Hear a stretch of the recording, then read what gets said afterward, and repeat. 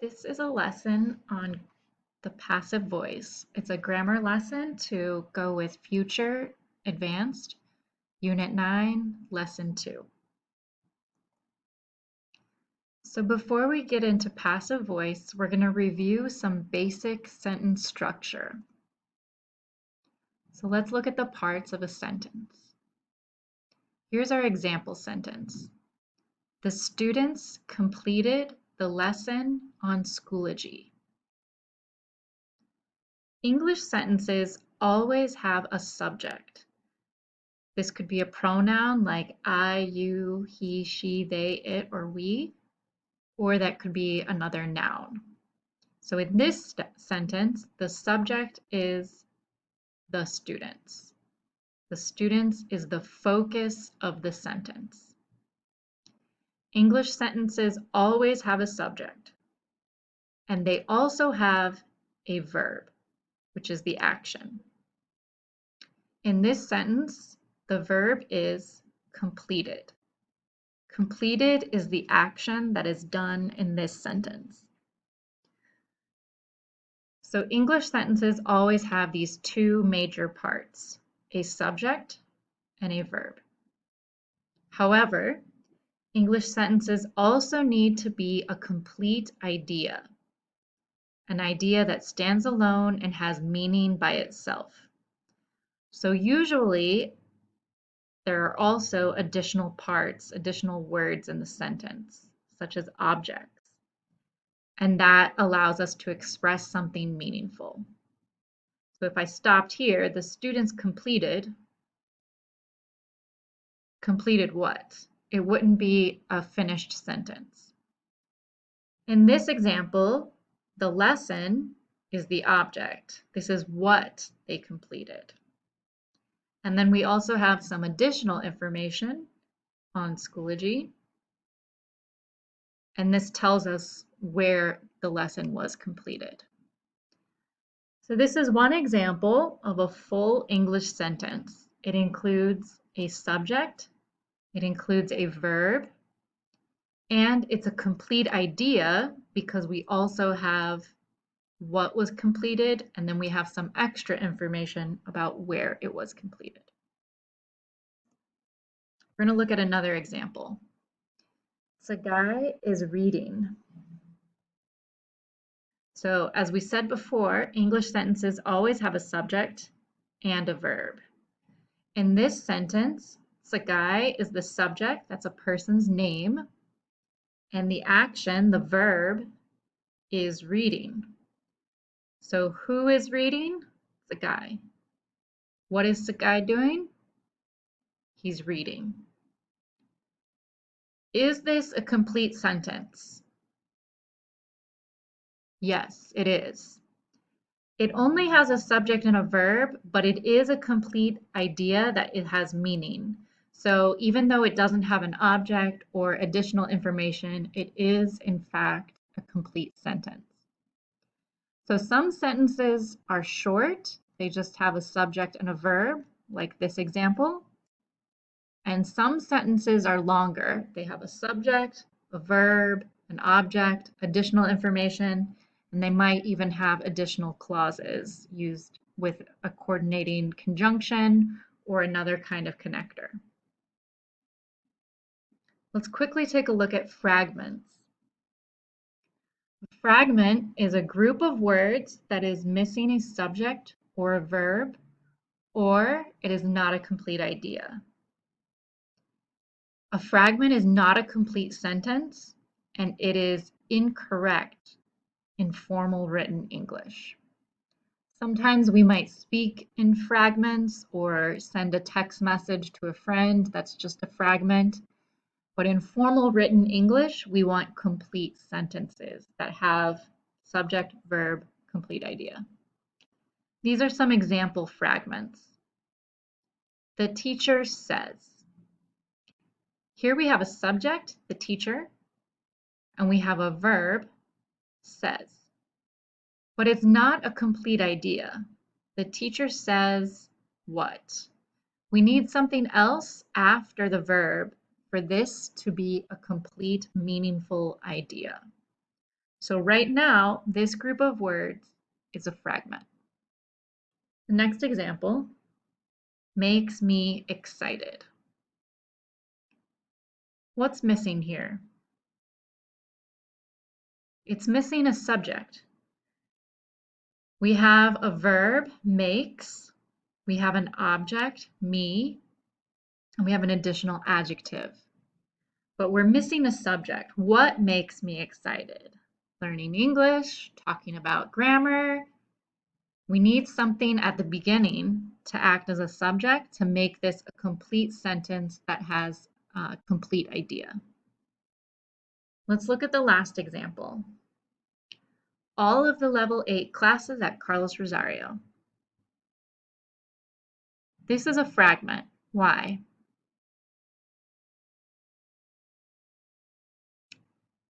This group of words is missing a verb.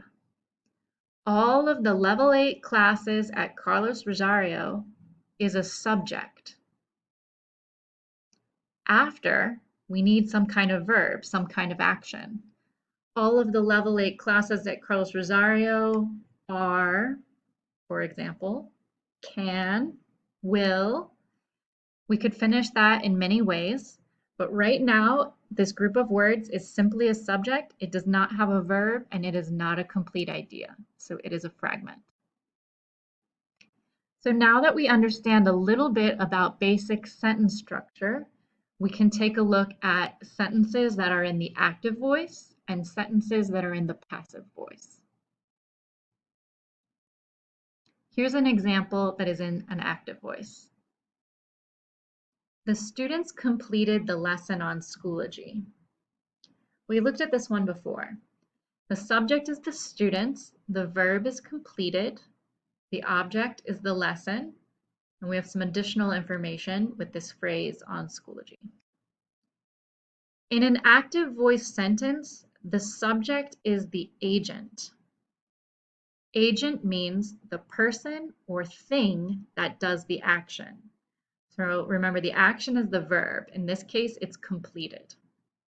So who or what completed? Who did that? Who completed the lesson? The students. So the students are the agent. The students are the ones who do this action.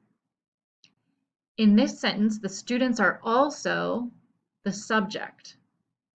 So this is an active voice. The subject does the action. Now let's look at an example that is passive voice. The lesson on Schoology was completed by the students. Now the subject is the lesson on Schoology. The verb is was completed, and our object is by the students. This is a passive voice sentence because the subject is not the agent. The subject is not the person or thing that did the action. Who completed the lesson? It's still the students. The students are the ones who completed the action. They're still the agent, the one who did this action. But students are not the subject. The subject is the lesson. So the lesson did not complete something. The lesson was completed. Something happened to the lesson. Another way to say it is that the lesson received the action. The students did the action and the lesson received the action. So this is passive voice because the subject is not actually the person or thing who did the verb. How do we form passive voice verbs? They are always formed with the verb be plus a verb in past participle form. The be verb can be in any tense necessary. So we form be in present as am, is, and are. We form it in the past as was and were. In the future as will be. and in present perfect as has been or have been. And there are some other forms to the be verb. So you can change the form of the be verb according to what tense you need. And then you use past participle. Sometimes this verb is known as verb 3.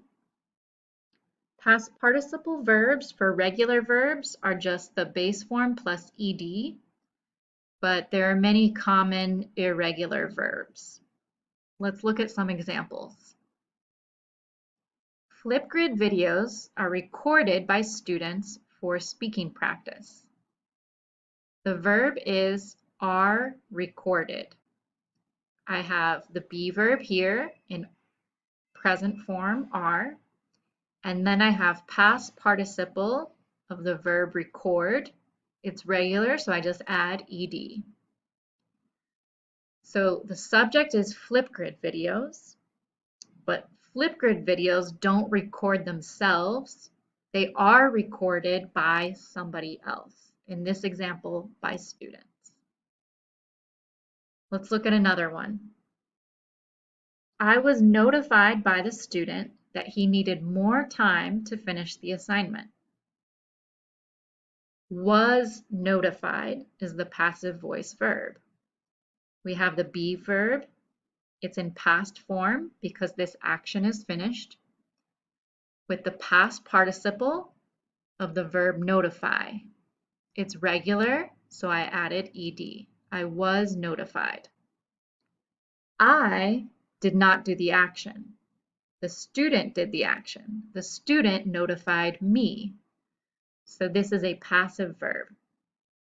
Let's look at one more example. This video will be seen by level 8 students. Will be seen. This is a future form of the passive verb. Will be is the be verb, and seen is the past participle of the verb see. It's irregular. This video is the subject, but this video doesn't see anything. The students see something. So this video does not do the action. The students do the action. This video will be seen by level 8 students. Okay, now we're ready to look at the lesson in the future book. In your book, Future Advanced, go to page 164. You should see Lesson 2, Grammar, use the passive voice. The page is 164. This lesson is all about using the passive voice. Please read everything carefully and do the activities. You have step 1, focus on usage. In this reading, there are some examples of the passive voice. Please find them and underline them. You can also read this tip. Step 2, focus on structure. You have some examples in different tenses, simple present, present continuous, etc., with example sentences showing you how to form the passive voice. Then you'll be able to do activity A, answer these questions. Go to activity B, complete this activity. They give you a sentence in active voice, and you need to change that verb into passive voice in the blank. Then you can do activity C. They give you some words, and you can put them together to write a passive sentence. So please do all of these activities, and you'll be able to check your answers on Schoology in the next step.